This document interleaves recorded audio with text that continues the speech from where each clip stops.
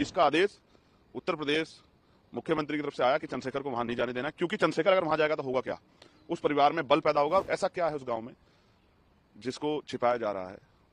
लड़की का भाई बयान दे रहा है, लड़की के पिता रो रहे हैं।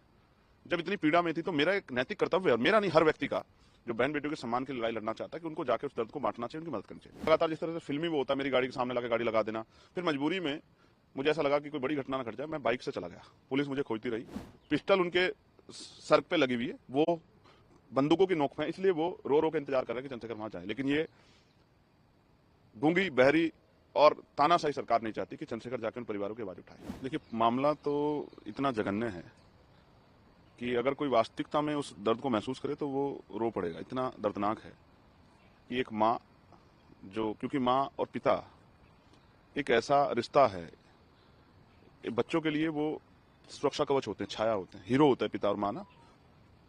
वो उनके लिए कुछ भी कर सकते हैं। बेटा पिता से कोई डिमांड कर देता है और पिता उसको पूरी कर देते हैं। कहाँ से करते हैं, कैसे करते हैं? अपना जूता नहीं खरीदते, जरूरत के समय अपनी जैकेट नहीं खरीदते और आवश्यकता सामान नहीं खरीदते, नहीं करते हैं। उस बेटी को कुछ दरिंदे उठा के ले जाने की कोशिश कर रहे थे, उसकी असहमति के कारण, असहमति के बावजूद। तो एक माँ ने, जैसा हमेशा होता है भारत की संस्कृति में कि माँ अपने बच्चों की रक्षा के लिए आगे आती, माँ आगे आई और मुकाबला जब करने लगी तो उन दरिंदों ने उस माँ को धारदार हथियारों से उनका सर कुचल दिया। उस बेटी को वो अगवा करके ले गए और उस माँ को जो है उसकी निर्मम हत्या कर दी।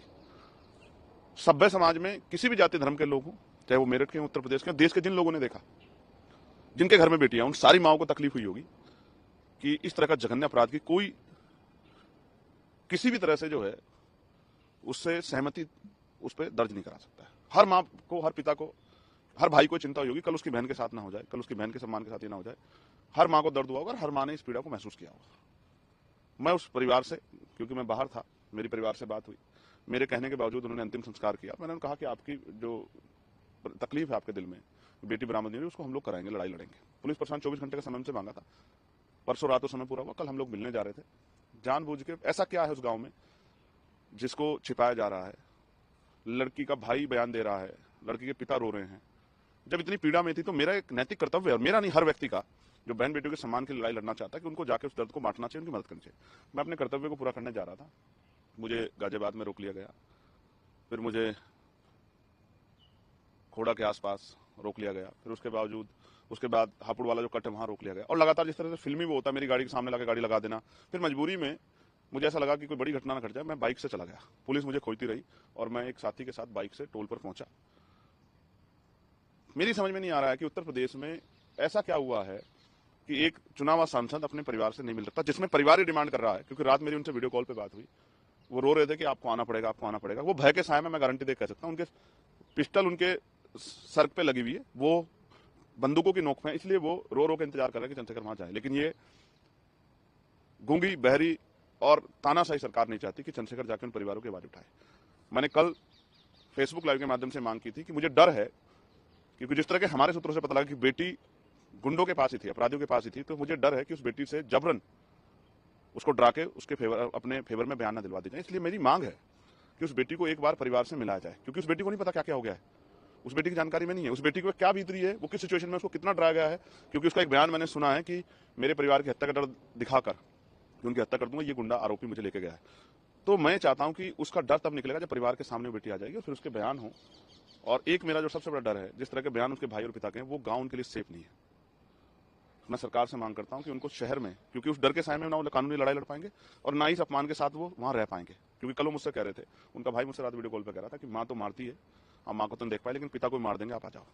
इसलिए मैं चाहता हूं कि मैं मुख्यमंत्री योगी आदित्यनाथ से मांग करता हूं, ठाकुर योगी आदित्यनाथ जी से मांग करता हूं कि वो उस परिवार को सुरक्षित करने के लिए, अगर वास्तविकता में उनके अंदर इतना सा भी न्याय का चरित्र है, तो उसको वहां से गांव से निकाल के, उस जातंकवादी, उस जातीय ईर्षा से भरे गांव से निकाल के उस परिवार को मेरठ में एक मकान रहने की व्यवस्था करा दे, जिससे कि परिवार अपनी आगे की लड़ाई लड़ सके। तो आप क्या जब तक मैं अपने परिवार से नहीं मिलूंगा, उनके हालात नहीं जानूंगा। मैं यही समझने की कोशिश कर रहा था कि वहां मीडिया को बैन कर दिया जाने से रोक दिया। क्यों रोक रही थी पुलिस, क्या कर रही थी, क्या कुछ नहीं है उनके पास कहने को।